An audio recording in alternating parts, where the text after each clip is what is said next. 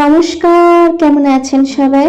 আবারও জীবনের ওঠা পড়ার নতুন দিনের নতুন একটা ব্লগ ভিডিও নিয়ে চলে এলাম আপনাদের সামনে।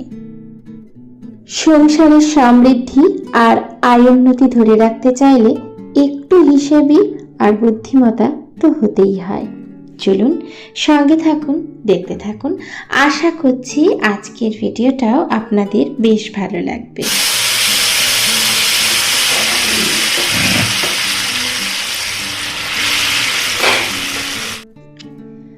আপনারা দেখছেন বৃহস্পতিবারের ভিডিও। তো আজকে কিন্তু একদম সকালে প্রত্যেক দিনের মতো আমি কিন্তু ব্রেকফাস্টটা করে নিলাম। তবে হ্যাঁ, আজকে বাচ্চাদের স্কুল নেই। বড় বেটুর তো এমনিই ছুটি, কারণ ওর এক্সাম যেহেতু শেষ হয়ে গেছে। আর ছোট বেটুর যেহেতু এক্সাম চলছে, ওর কিন্তু মাঝে মাঝে ছুটি হচ্ছে আর মাঝে মাঝে এক্সাম হচ্ছে। বাচ্চা তো তাই প্রত্যেক দিন এক্সাম থাকছে না, একদিন করে হচ্ছে, হয়তো দুদিন ছুটি থাকছে, একদিন ছুটি থাকছে, তারপরে হচ্ছে। তো বাচ্চারা ঘুমোচ্ছে। আমি ভাবলাম চলো আজকে যখন একটু সময় আছে হাতে, তাই আমি আজকে কিন্তু একটুখানি রুটি করে দিলাম। তো এখন কিন্তু একটু হিসেব করেই করার চেষ্টা করি। আপনারা হয়তো দেখলেন যে রুটিটা আমি ইন্ডাকশনে করলাম, তারপরে সেকার সময় আমি কিন্তু গ্যাসে সেকে নিয়েছি। আর মাঝে মাঝেই কিন্তু সবজিগুলো আমি ইন্ডাকশনে করছি, যেহেতু এখন গ্যাসের কিন্তু এমনিতেও খুবই প্রবলেম চলছে, তাই আমি মাঝে মাঝে ওই রকম করে করার চেষ্টা করছি। আর তারপরে বাসি ঘরদোর পরিষ্কার করে নিচ্ছি, যদিও অন্যান্য দিনের থেকে আজকে কিন্তু উঠতে আমার একটু দেরি হয়েছে। যেহেতু বাচ্চাদের স্কুল নেই, তো একবার মনে হচ্ছে উঠি, একবার মনে হচ্ছে 5 মিনিট আর একটু শুই, এই করে করে না একটু দেরি হয়ে গেছে। তো যাই হোক, প্রবলেম হয়নি। কাজগুলোকে একটুখানি যদি বুঝে শুনে করা হয় না, তাহলে কিন্তু সেরকম ভাবে দেরি হয় না বা প্রবলেমও হয় না। এদিক ওদিক করে একটু দেরিতে ওঠাই যায়। এই যে আমি কিন্তু আগেই যেহেতু খাবারটা বানিয়ে নিয়েছিলাম, তাই কিন্তু আপনাদের দাদাকে খেতে দিয়ে দিতে পারলাম। আপনাদের দাদা কিন্তু তাড়াতাড়ি খেয়েও নিতে পারে। গুড মর্নিং, আমি শুক্লা। আবারও নতুন একটা সকালে সবাইকে ওয়েলকাম। নতুন দিনে ঝকঝকে সকাল শুরু হয়ে গেছে, সবাইকে সঙ্গে নিয়ে আজকের ব্লগটা কিন্তু আমি শুরু করে দিয়েছি। তবে হ্যাঁ, সামনে থেকে কথা বলার সময় পাইনি, তাই ভাবলাম যখন খাবো তখন কিন্তু সবার সাথে একটু কথা বলে নেবো। এই যে আজকে আসলেই আজকে আসলেই ছোটটার স্কুল ছুটি আছে, পরীক্ষা আজকে নেই। আসলে বাচ্চা তো, ওই জন্য একদিন দুদিন ছুটি দিয়ে দিয়ে হচ্ছে আর কি। তো এমনিতে আমার শরীরটাও ঠিক ভালো নেই। আপনাদের দাদা পুজো হয়ে গেছে আর উনি কিন্তু বেরিয়েও গেছেন। একবারে খাবার টাবার দিয়ে সব করে খাবার টাবার দিয়ে তারপরেই আমি খেতে বসি, কারণ আমার মনে হয় খাওয়াটা একটা নিশ্চিন্তের। যখন সময় পায় না একটা আলাদা ব্যাপার, তাড়াহুড়োর মধ্যে হয়তো একটু পাউরুটি আর চা খেয়ে দিলাম, কারণ পাউরুটিটা আমার ঘরে থাকেই, আমি ভীষণ ভালোবাসি। আর হয়তো টাইম পাবো না, খাওয়া হবে না, ওর জন্য কিন্তু আপনাদের দাদা ওই ব্রেডটা এনেই রাখে। তো যাই হোক, আজকে পরীক্ষা ছিল না বলে আজকে একটু রুটি করেছিলাম, একটু রুটি আর ছোলার ডাল। পরীক্ষা থাকলে না তাড়াহুড়োর মধ্যে এখন আর রুটিটা করতে পারছি না। শরীরটা ভালো থাকলে তাও একদম ভোরবেলায় উঠে করা যায়। এখন যেহেতু শরীরটা সেরকম ভাবে ভালো নেই, ওই জন্য একটু দেরিতেও উঠছি, ভালো লাগছে না, মনে হচ্ছে একটু পরে উঠবো করে।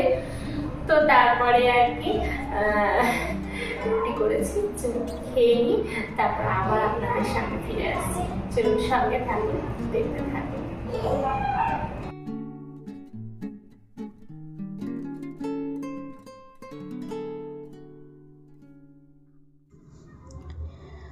আজকে না সেরকম ভাবে সবজি কাটা হয়নি, তো তার জন্য চলে এলাম তাড়াহুড়ো করে সবজিগুলোকে কাটবো বলে। আর এইদিকে আপনাদের দাদা দেখেছে পালং শাক, ওর জন্য পালং শাক নিয়ে এসেছেন। আর আমাদের এখানে তো পাওয়াই যায়।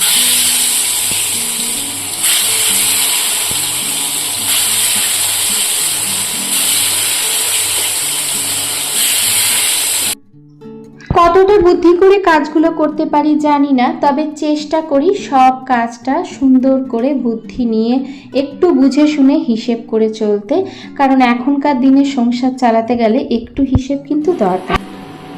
এখন মাঝে মাঝে কিন্তু ইন্ডাকশনে রান্না করে নিচ্ছে, মাঝে মাঝে ইন্ডাকশনেও রান্না করতে হচ্ছে, আবার মাঝে মাঝে গ্যাসেও রান্না করছি। খুব বেশি গ্যাসটা না চাইছি একটু বাঁচিয়ে রান্না করার, কারণ এখন যা গ্যাসের সমস্যা হয়েছে, মাঝে মাঝে কিন্তু গ্যাসের দোকান বন্ধও রাখছে। তার জন্য ভাবছি চলো কিছু কিছু রান্না ইন্ডাকশনে করে নেবো, কিছু কিছু গ্যাসে করে নেবো। তো আজকেও সেই ডাটার ঝোল করছি। ডাটার ঝোল খেতে এত ভালোবেসেছে।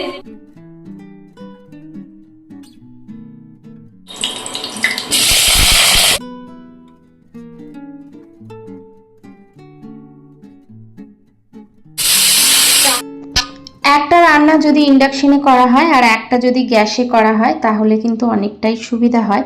ওর জন্য আমি এইদিকে গ্যাসেও বসিয়ে দিয়েছি আর ওদিকে ইন্ডাকশনেও বসিয়ে দিয়েছি। তো এবারে গ্যাসের একটু সমস্যা হচ্ছে, তার জন্য চেষ্টা করছি যে গ্যাস আর ইন্ডাকশন দুটো মিলিয়েই রান্নাটা করে নেওয়ার জন্য। তাহলে আমার মনে হয় একটুখানি সুবিধা হবে, গ্যাসটাও একটু কম পড়বে, তাই না? আর বেশি গ্যাস খরচা করা যাবে না, যেহেতু গ্যাসের এত সমস্যা হচ্ছে। যা পরিস্থিতি আর যা জিনিসপত্রের দাম বাড়ছে, তাতে যদি একটু বুঝে শুনে হিসেব করে একটু বুদ্ধি নিয়ে কাজগুলো না করে থাকি তাহলে কিন্তু এখন সংসার চালানো মুশকিল, সে যতই তুমি ইনকাম করো না কেন। আমি মনে করি যার যেমন ইনকাম না তার সেরকম খরচাও থাকে, তাই না?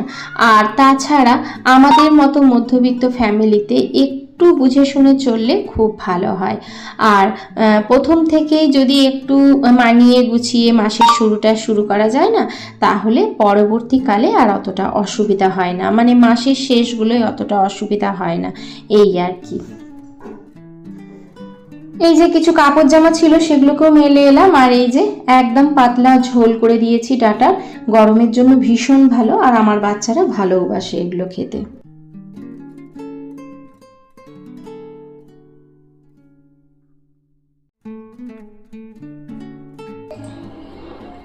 এই যে আগের বছরের বেশ কিছু রসুন ছিল, মানে গার্লিক পাউডার কিছু করে রেখেছিলাম, আর কিছু না অর্ধেকটা মানে গুঁড়িয়ে রেখেছিলাম আর কি। ওই অর্ধেক মানে আর কি মিক্সিতে দিয়ে অর্ধেক গুঁড়িয়ে রেখে দিয়েছিলাম। এরকম করে কিন্তু আমি ড্রাই রসুন, তারপরে মানে গার্লিক, জিঞ্জার সব কিছু কিন্তু স্টোর করে রাখি, কারণ বর্ষাকালে এখানে না প্রচণ্ড দামও হয়ে যায়। আর বর্ষাকালে কি বলুন তো, ওই যে সমস্ত আলু টাকাগুলো পাওয়া যায় না, সেগুলো তো আমার পচা পচা মানে লাগে, ভালো লাগে না। আর আমাদের এখানে তো বর্ষা ভীষণভাবে হয়, তার জন্য এরকম করে রেখে দিই আর কি।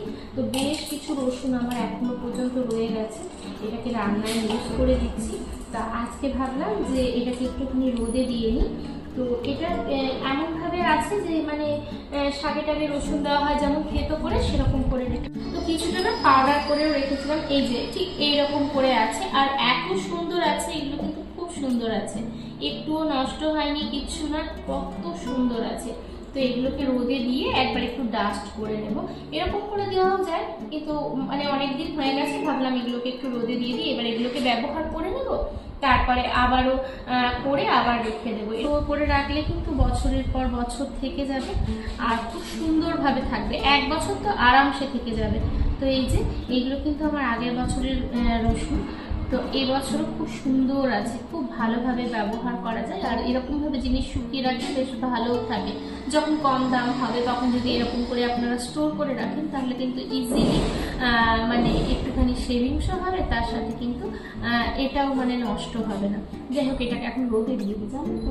আর বাইরে যে পরিমাণে রোদ, খুব ভালোভাবে শুকিয়ে যাবে। তবে এই সাইডটায় রোদ নেই, এই সাইডটায় আছে, এই সাইডটাই দিয়ে দিই, এখানটায় দিয়েই হবে, কিছুক্ষণ দিলেই ভালো মতন রোদ পেয়ে যাবে। চলুন, কত কুইনি চুরি হয়েছে, এগুলোকে লাগিয়ে দিতে হবে।